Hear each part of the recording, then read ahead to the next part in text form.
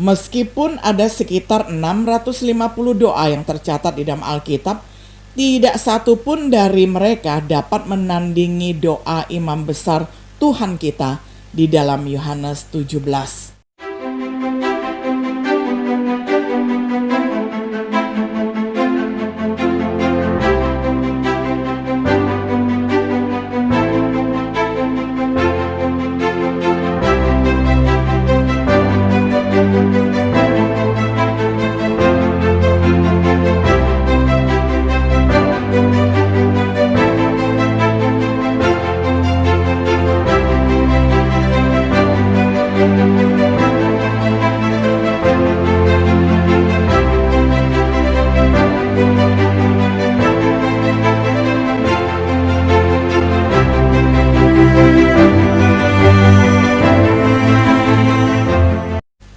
Shalom sahabat Biblika yang dikasihi oleh Tuhan.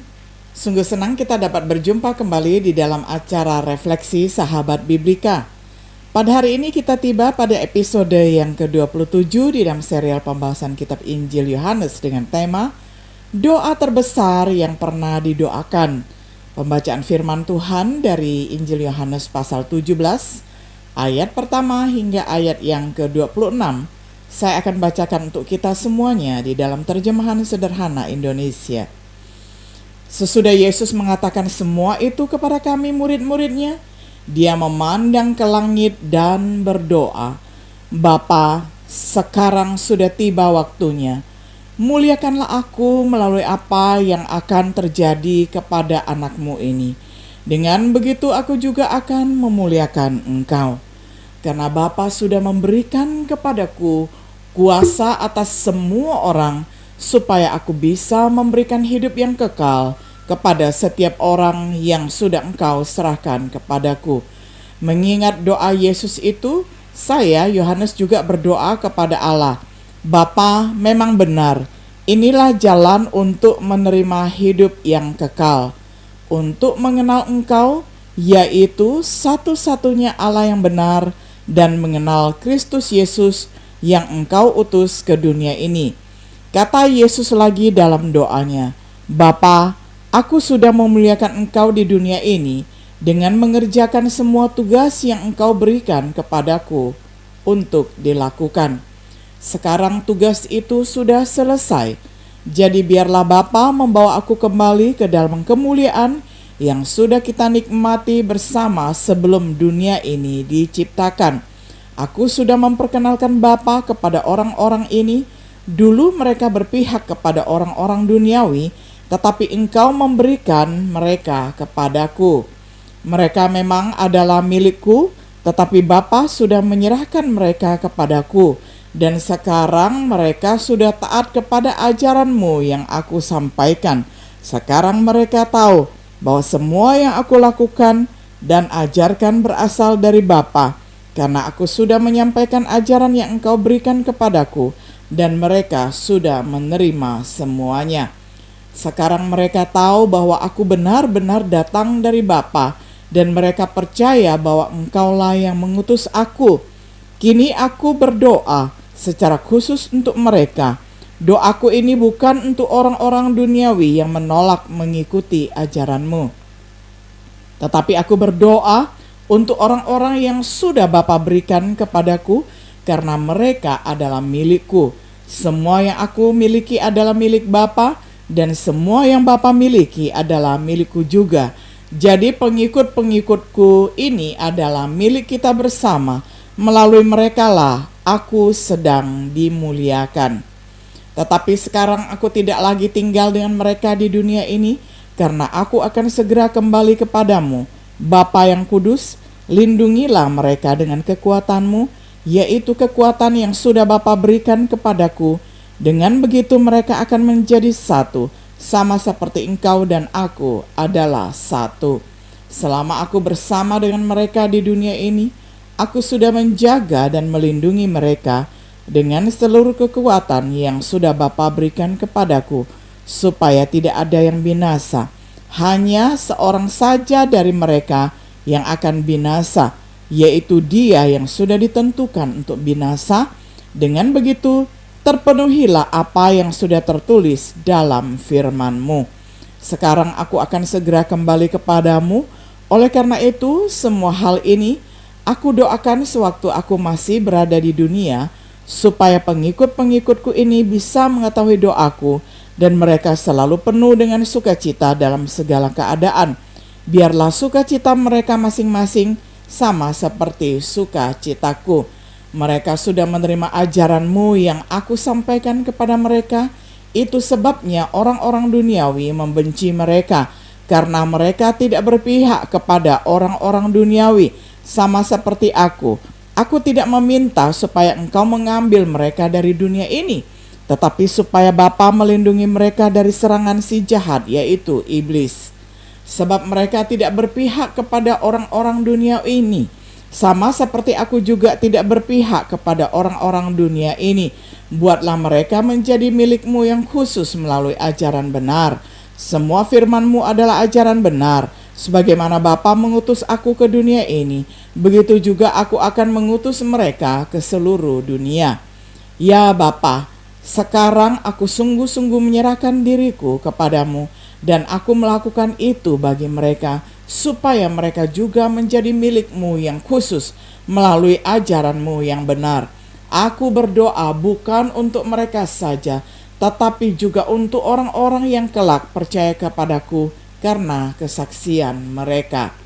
Dan aku meminta supaya mereka semua menjadi satu, sebagaimana Bapa dengan aku adalah satu, dan aku dengan Bapa adalah satu. Aku juga berdoa supaya mereka dengan kita menjadi satu, supaya orang-orang dunia percaya bahwa Bapalah yang mengutus aku ke dunia ini. Aku sudah memberikan kepada mereka kuasa dan kemuliaan yang sudah Engkau serahkan kepadaku. Aku memberikannya supaya mereka tetap bersatu, sama seperti kita selalu bersatu, yaitu aku bersatu dengan mereka dan Bapa bersatu dengan aku, sampai mereka benar-benar menjadi satu. Dengan demikian orang-orang duniawi pun tahu bahwa Bapalah yang sudah mengutus aku, dan bahwa Bapa juga selalu mengasihi pengikut-pengikutku, sama seperti Bapa selalu mengasihi aku. Ya Bapa, mengenai mereka yang sudah Engkau berikan kepadaku, aku ingin supaya mereka selalu bersamaku di tempat aku berada nanti. Aku meminta hal ini supaya mereka bisa melihat kemuliaan yang sudah Bapa berikan kepadaku sebelum dunia ini diciptakan. Dan memang kemuliaan itu Engkau berikan kepadaku karena Engkau sangat mengasihi aku. Ya Bapa, Engkau selalu melakukan yang benar. Walaupun manusia di dunia ini tidak mengenal Engkau, tetapi aku mengenal Engkau, dan pengikut-pengikutku ini tahu bahwa Bapa yang sudah mengutus aku ke dalam dunia ini. Aku sudah memperkenalkan Bapa kepada mereka, dan aku akan terus memberitahukan tentang Engkau kepada mereka. Pastilah sesudah mereka mengenal Engkau, mereka akan mengasihi aku dari dalam hati, sama seperti Engkau mengasihi aku akan tetap bersatu dengan mereka. Sampai demikian jawab pembacaan firman Tuhan dari Injil Matius pasal 17 ayat pertama hingga ayatnya yang ke-26. Sahabat Biblika yang dikasihi oleh Tuhan, meskipun ada sekitar 650 doa yang tercatat di dalam Alkitab, tidak satu pun dari mereka dapat menandingi doa imam besar Tuhan kita di dalam Yohanes 17. Juga tidak ada doa yang tercatat di luar Alkitab. Ada apa dengan doa ini yang membuatnya begitu hebat? Setidaknya 4 alasan dapat diberikan. Dari Yohanes 17 ayat 1, kita belajar bahwa doa itu hebat karena yang pertama, orang yang menawarkan doa, yakni Yesus, diungkapkan di dalam Injil ini sebagai Yesus atau Dia yang pada mulanya bersama dengan Allah. Dia adalah Tuhan itu sendiri. Dia yang pada mulanya bersama dengan Allah. Dia yang adalah pencipta segala sesuatu. Dia, Yesus, adalah terang manusia. Dia yang menjadi daging dan diam di antara manusia. Yang kedua, Yesus dinyatakan dalam Injil ini sebagai firman, sebagai logos. Yesus adalah anak domba Allah. Yesus adalah anak Allah. Dan Yesus adalah Raja Israel. Lalu Mesias yang dijanjikan. Yesus adalah roti hidup. Yesus adalah terang dunia. Dan Yesus adalah Aku yang agung. Lalu Yesus adalah gembala yang baik. Yesus adalah kebangkitan dan kehidupan. Doa di dalam Yohanes 17, besar dan agung karena pribadi terbesar yang pernah hidup adalah Dia yang menawarkannya. Ini juga bagus karena hal yang kedua, kesempatan berdoa, kesempatan memberikan kata-kata doa. Kata Neil Armstrong, itu satu langkah kecil untuk seorang manusia, satu lompatan besar bagi umat manusia. Jika dia membuat pernyataan saat bermain dengan anak-anak tetangga, tidak ada orang yang akan memberikannya perhatian. Dia berhasil saat dia turun dari pesawat ruang angkasanya sebagai manusia pertama yang berjalan di bulan. Situasi membantu memberi bobot kepada kata-katanya. Kesempatan sekitar doa ini, perhatikan kata-kata pertamanya, Bapa, waktunya telah tiba. Apa jam atau waktu tersebut? Yakni pengangkatannya di atas kayu salib saat itu sudah mendekat. Saat perpisahan, pengkhianatan, penderitaan, dan penyaliban. Waktu di mana tujuan kekal Tuhan akan segera dilaksanakan. Waktu di mana Yesus akan menanggung dosa dunia di atas kayu salib. Kesempatan di mana Yesus tahu penyalibannya sudah dekat, memberikan bobot yang besar untuk kata-kata doanya. Apapun yang ada di pikiran Yesus saat itu pasti sangat penting. Doanya juga bagus karena hal yang ketiga, isi doa. Doa ini menghubungkan dengan tema besar. Ini membawa kita kembali maju ke dalam waktu dan juga kembali ke masa lalu yang kekal menuju ke masa depan kemuliaan di surga. Ini berhubungan dengan kemuliaan Bapa dan kemuliaan Anak. Murid-murid memuliakan Allah di bumi. Anak memuliakan murid-muridnya. Murid-murid melihat kemuliaan Anak. Ini membahas tentang kasih, yakni kasih Bapa bagi orang percaya. Kasih Bapa kepada Yesus. Doa ini mengandung permohonan besar. Muliakanlah Aku, peliharalah mereka, kuduskanlah mereka, supaya mereka semua menjadi satu, supaya mereka melihat kemuliaan-Ku. Doa ini memiliki 3 pembagian besar. Yesus berdoa untuk dirinya sendiri. Yesus berdoa untuk para rasul-Nya. Dan Yesus berdoa untuk semua orang percaya. Bahkan evaluasi singkat isi doa mengungkapkan kehebatan doa ini dan mengapa itu layak dipelajari dengan cermat.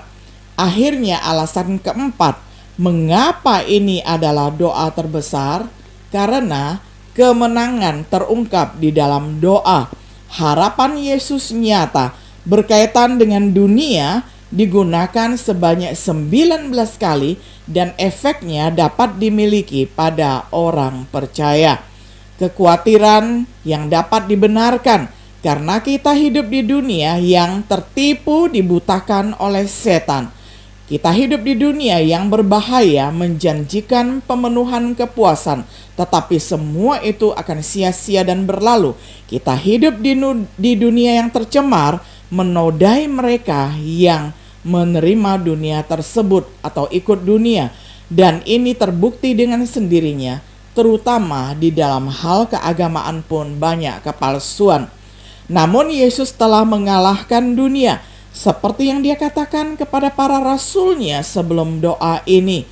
Dalam doa ini, kemenangan dalam Yesus dinyatakan. Dunia mungkin tertipu, tetapi Yesus telah menunjukkan kepada kita kenyataan dalam mengungkapkan hanya Tuhan yang benar. Dunia ini berbahaya, tetapi Yesus memberikan keamanan saat kita ditahan ataupun saat kita dilindungi di dalam nama Tuhan. Dunia ini dicemarkan, tetapi Yesus memberikan pengudusan melalui firman Tuhan. Dunia ini terpisah, tetapi Yesus menawarkan kesatuan melalui kemuliaannya. Sebagai kesimpulan, 4 alasan ini membantu kita memahami mengapa doa Yesus dalam Yohanes 17 memiliki julukan doa terbesar yang pernah didoakan, doa imam besar, doa Bapa kami, bukan hanya yang diajarkan oleh Yesus di dalam Matius 6 dan Lukas 11. Sungguh doa yang paling agung, tapi itu adalah doa atas nama mereka yang adalah murid Yesus. Jika Anda bukan seorang murid, doa Yesus adalah agar Anda menjadi yang satu ini, agar saudara juga menjadi murid. Kemudian sebagai murid Yesus Kristus, kita harus melakukan semua yang bisa kita lakukan untuk melihat agar doa terbesar yang pernah didoakan terkabulkan di dalam hidup kita. Sahabat Biblika yang dikasihi oleh Tuhan, bersyukur sekali sebagai murid Tuhan kita sudah didoakan oleh Tuhan Yesus, pribadi teragung di dalam sejarah, pribadi terbesar di dalam sejarah, sehingga doa Yesus disebut doa yang paling agung, doa yang paling besar yang pernah ada di dalam sejarah. Sehingga setiap kali kita mengingat akan doa Tuhan Yesus ini, kita penuh dengan ucapan syukur dan kita ingin menyenangkannya. Bersediakah saudara untuk menjadi muridnya? Saya doakan semoga saudara bersedia sehingga kita bergandengan tangan bersama-sama melayaninya. Kiranya Tuhan Yesus memberkati kita semuanya. Shalom.